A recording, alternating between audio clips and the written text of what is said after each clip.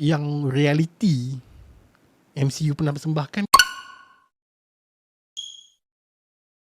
Alright, Assalamualaikum dan juga salam sejahtera. Hai, kembali lagi ke Zaflog. So, hari ni kita nak buat sedikit review tentang sebuah TV series terbaru di Disney Plus dan berada di dalam Marvel Cinematic Universe, iaitu Wonder Man. Sebuah TV series yang berepisod 8 episod sahaja.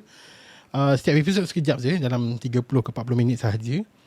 Dia memfokuskan watak Simon Williams, seorang pelakon yang struggle. Okay? Dia more to method, bukan method, aku rasa macam lebih particular dengan karakter-karakter yang dia hendak main. So bila dia particular, kau dah tak ada nama. So dia macam orang susah nak bekerja dengan dia, sehinggalah satu audition untuk filem superhero favourite dia masa kecil telah dijalankan oleh seorang pengarah yang sangat berkaliber dalam universe MCU ni.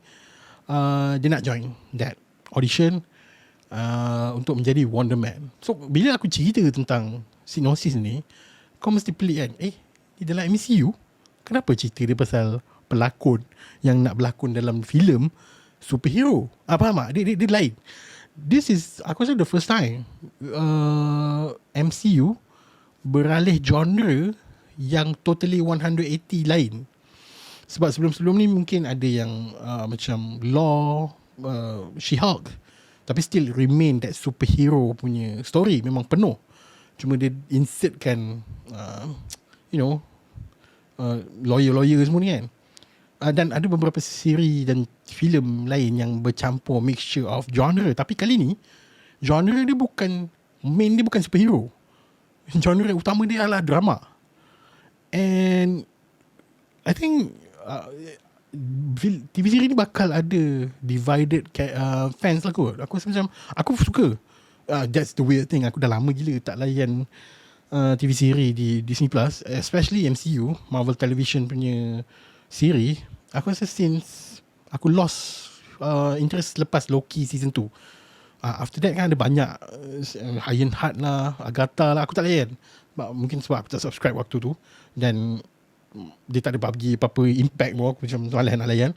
Tiba-tiba Wonder Man ni mendapat rating yang sangat tinggi di luar, di inilah US. So aku macam tekan lah satu episod kan, mana tahu hook. Hook, memang aku hook. Dia quite interesting sebab dia bukan, dia macam cerita dekat Apple TV Plus tu, the studio kot. Dia belakang tabir pembikinan sebuah filem.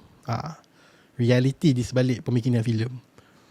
Cuma kali ni dia buat filem tu berada di dalam universe MCU. Dia berada dalam universe tu lah, Iron Man, Captain America, semua tu. Okay? So, is it a good TV series? For me personally, kalau kau tanya aku, quite yes. Dia berada di antara above mediocre punya TV series yang aku boleh layan. Dia bukan macam Ironheart, satu episod pun aku dah tak boleh nak layan. Dia macam pelik, it's weird kind of TV series. Sebab aku rasa macam pembawakan Yahya Abdul Mateen sebagai Simon Williams ni yang sangat menjadi. Dia menjadi seorang pelakon yang ada trouble, dia ada past dia, dan kenapa dia sangat particular about karakter yang dia hendak mainkan tu memang sangat reasonable. Dia, bagi aku, ada sebab, dan benda tu by far the most grounded yang reality MCU pernah persembahkan kot, aku rasa. Sebab yelah, obviously superhero macam tak match dengan reality dunia, tapi ni filem ni ke arah reality pelakon.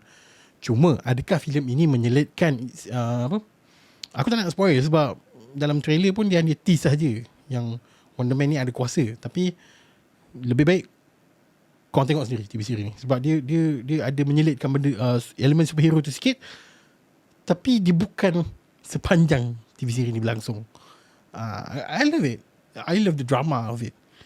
Mungkin aku tak ada expectation yang MCU kali ni bukan filem superhero kot. Aku rasa macam boleh layan, aku layan kan. So Wonder Man, aku sangat tak sabar for the future of Wonder Man dalam MCU ni. Travis Slattery, okay, Ben Kingsley, power gila dia ni.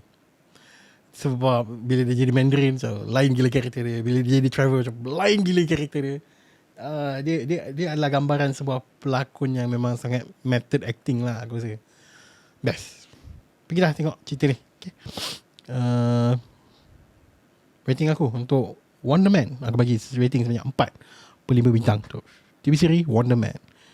Itu sahaja untuk hari ni. Thank you very much for listening. Jumpa lagi pada Zafra yang datang. Thank you.